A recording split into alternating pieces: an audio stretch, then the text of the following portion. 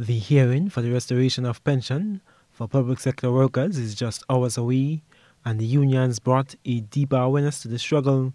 Retirees and current public workers took to the streets as part of the week of activities to highlight the pension issue.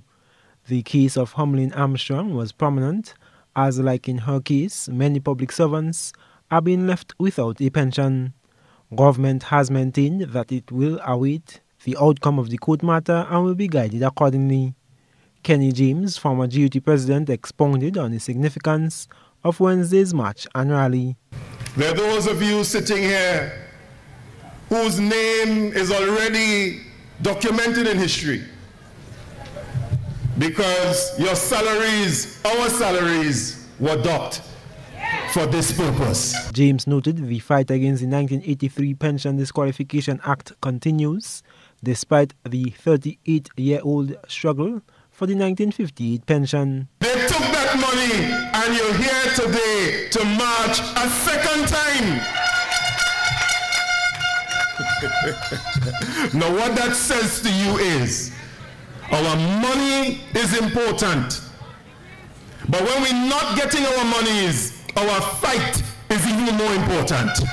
The former GUT president likened the pension dispute to a crime against humanity. What we want the world to understand is that there is an issue that tantamounts to being the greatest socio-economic genocide that this country has ever faced, which is the depriving of public officers of a pension and gratuity.